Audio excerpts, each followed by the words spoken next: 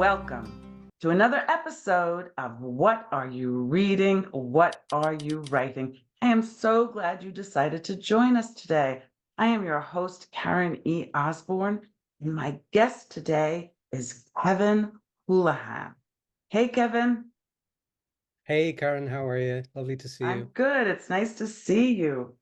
So, Kevin, he had a debut novel that was highly acclaimed called The Brothers Lot, which the Times Literary Supplement called a witty, brilliant, devastating expression of outrage. That is a very intriguing comment. And his latest book, So You Want to Run a Country, is described as a satirical cyberpunk romp pitting fascist feudalism against rampant reality television corruption, the future of the humanity at stake. I had to look all those words up.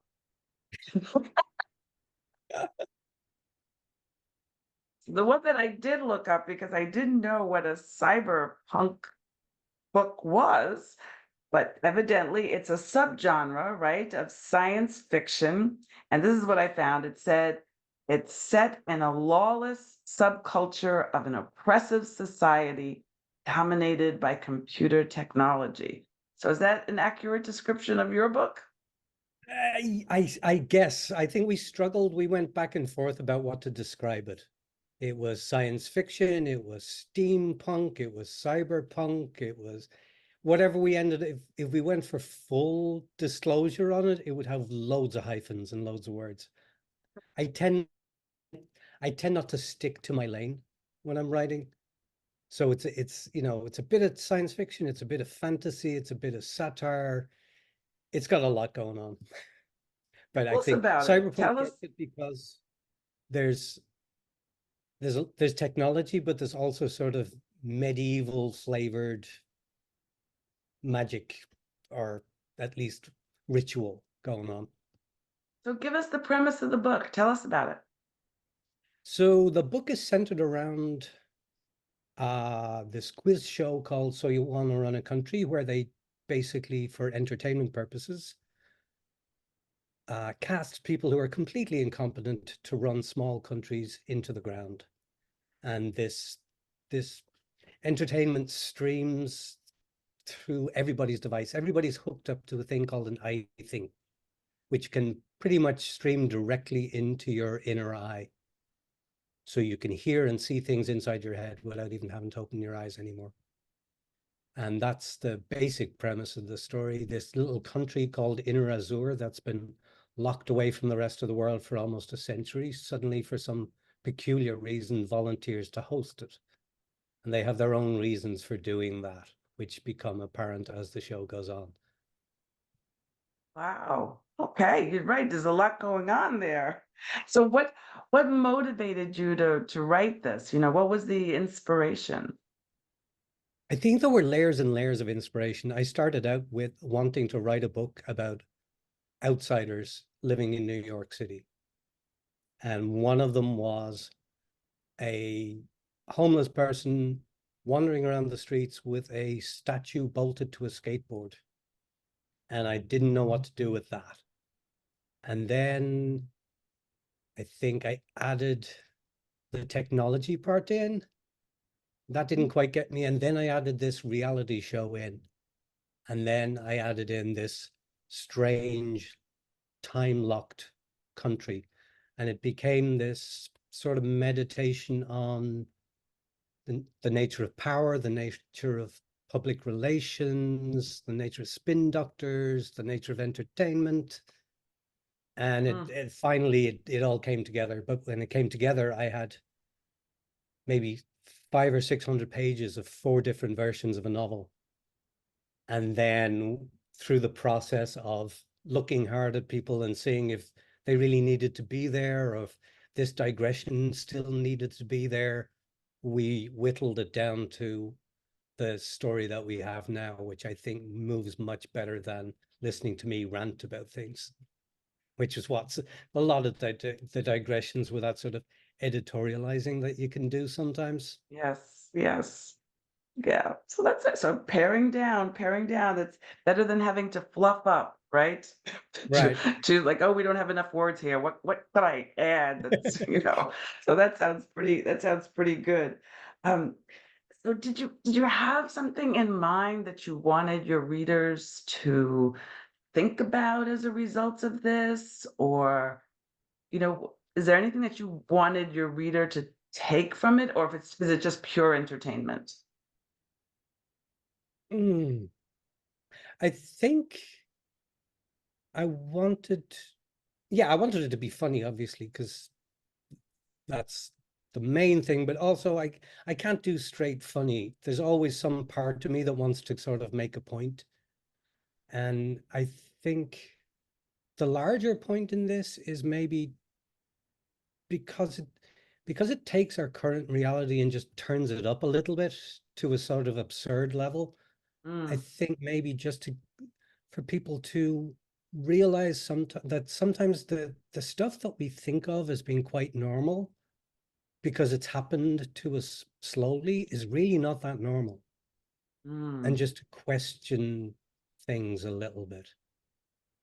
That Yeah, yeah. sort of idea of making the familiar a little bit unfamiliar so that you see it again with fresh eyes. I And think question. that might be what I was trying to achieve. I don't know if I Yeah. did or not, but Sounds like it's a great book club book, the kind of book that you'd wanna have a rich conversation with interesting and intelligent readers.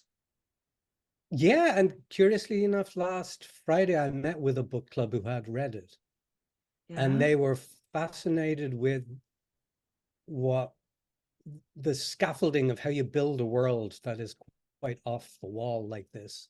I thought, well, you know, there's a lot of the world building that gets left behind when you cut it. So you basically insinuate a world rather than explain it. Mhm. And they were very interested in that process. And then we're kind Yeah, of I like, are there imagine. footnotes? Is there a director's cut? Can we see the bits that were taken out? So yeah, I think So it is probably a very good book club book. And because I'm fascinated in how far in the future people think it is. that's a great question. Kind of Rorschach test for how pessimistic you are. You are, yeah, like, "Oh my gosh, this is next year." We're there. Yes, yes. So you have 3 main characters or 2? So there's Mooney, and there's Wendy, and is Skid also like a main character?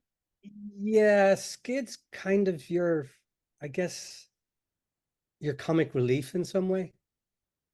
Mm, Um, Mooney and Wendy are from this futuristic New York, as it's called, and they are both, for different reasons, they're now um, living on the streets, but they're not homeless anymore because homelessness has been rebranded as a lifestyle choice. It's now called thoroughfareanism. So there it is, eliminated in one fell swoop. And they're the both outsiders, and that's what attracted me to them. They're very much outsiders. Mooney has ended up on the streets because he had health problems and got what he called credit whacked and basically unpersoned because he couldn't pay for his healthcare. And Wendy was working for a financial algorithmists and got sickened by her job and basically burned it down around her, and she's on the run. So the two of them are outsiders in New York, and then they go to this inner Azure country and they're even more outsiders. And I like the idea of that because you see a culture that kind of takes itself for granted or believes itself to be normal through the eyes of an outsider. And I think Skid is there too. I grew up in Dublin, and Dublin is it's a wonderful place, but it's quite irreverent. Its people are irreverent and a little bit unruly. So I brought Skid in to sort of puncture the seriousness and pomposity that they find when they get to Inner Azure.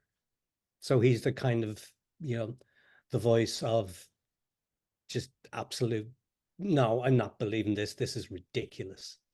He's the sort of a voice of childish reason in a way. Yeah. So I like the interplay between them. Yeah, that sounds like you like Skid a lot. What do you like about Wendy and Mooney? I I liked how they grew because I sketched them out as these, you know, here's two interesting characters with interesting backgrounds. And then I put them into this really, really strange position in this strange country. And initially they were kind of, they were along for the ride.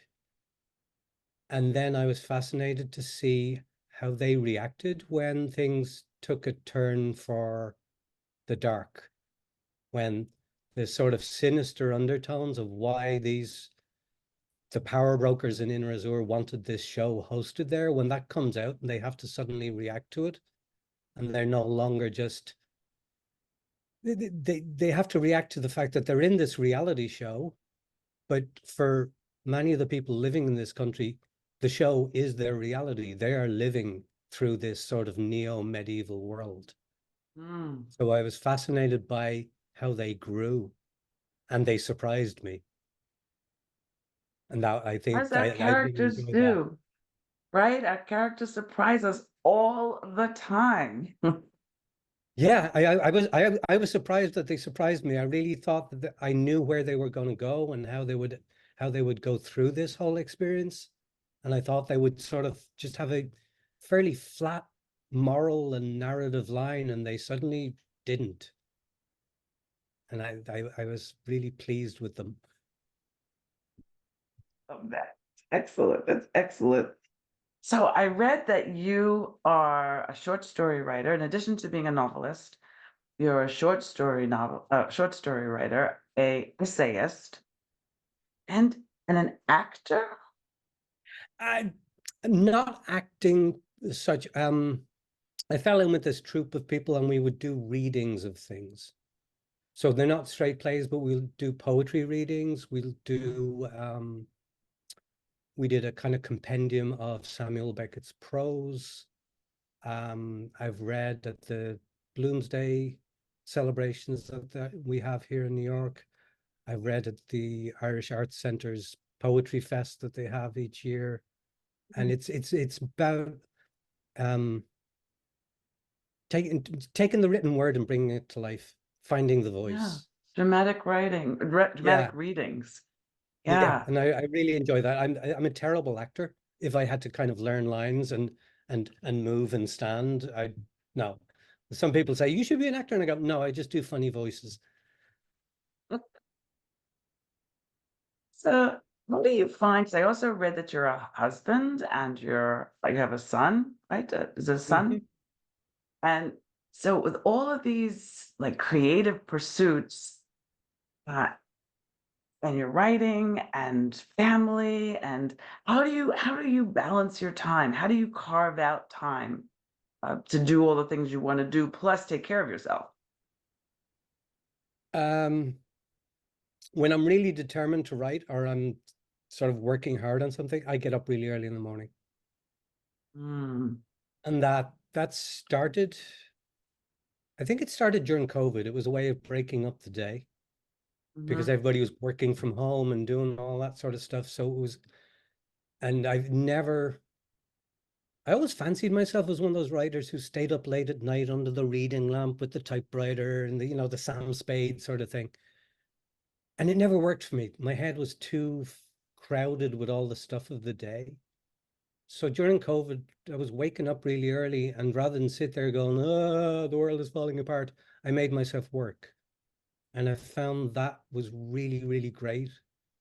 Even starting before the sun came up and then just scribbling. I write longhand Do and I you? just spew it out and fix it later.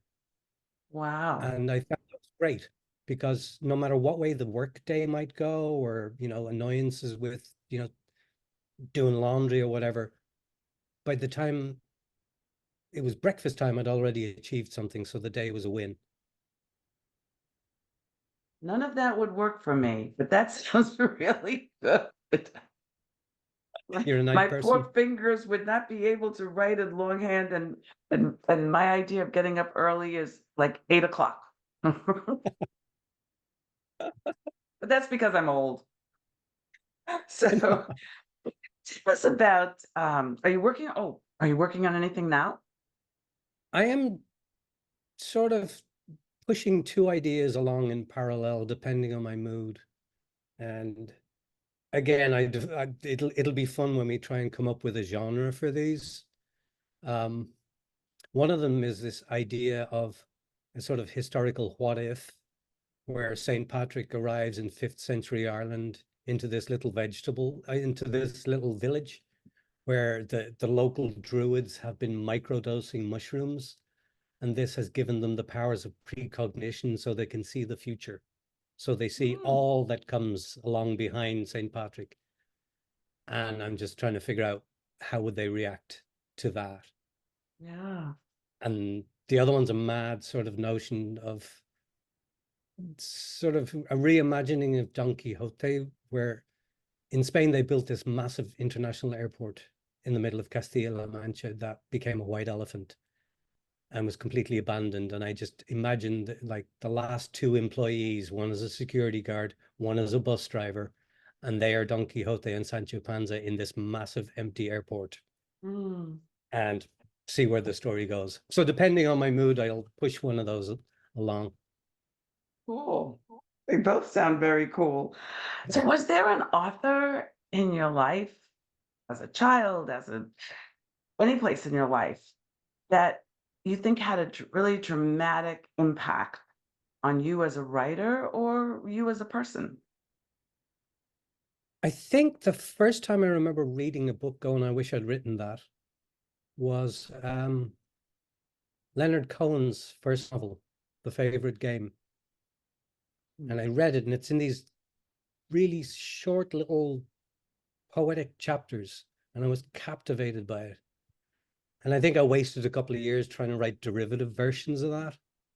But at least it got me into the idea of I want to make something like that. And then the Canadian writer Russell Hoban was a huge influence. I can't read him when I'm writing because I find his way of writing is so infectious. But I love his work. Yeah, that is something we have to pay attention to, isn't it, as writers, when we're reading somebody that we love, and we realize that we're actually it gets into a slide of sort of copying or mimicking, or Yeah, so we have to be careful. Yeah, I read different genres when I'm writing. me too. If I'm in the middle of something, I'll read history or physics or anything but fiction. Yeah, It's too easy to just get pulled out of your lane. no, it's a good description. So, have you read something recently that you could recommend to our audience? Um, there's an Irish writer called Claire Keegan who wrote this beautiful little gem of a novel called Small Things Like These. Absolutely, I read it twice in an afternoon, Mm, and it's one of those things where it looks so effortless. It's so neat. It's so tidy. The sentences are so spare, and the story is just devastatingly lovely. wow. Say the name again. Claire Keegan. Claire Keegan. All right. Well, you heard that here first, folks. I want to thank you so much, Kevin, for this conversation. How can our audience find you? Where can they learn more about you? Do you have a website? Do you kind of how do they find you? I'm a bit of a Luddite, but I'm on akashicbooks.com, AKASHIC books.com. I do Facebook and Twitter under my own name, and I do on Instagram as Kevin underscore P underscore Holohan, Holohan. Great. Yes. And I think I have an Amazon author page as well. Proud of that. Okay.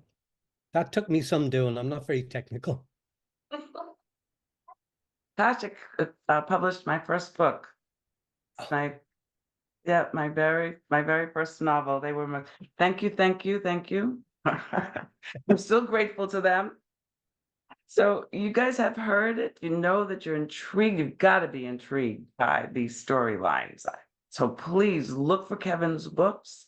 Go to wherever you buy your books, buy a book, write a review. We really love it when you write reviews.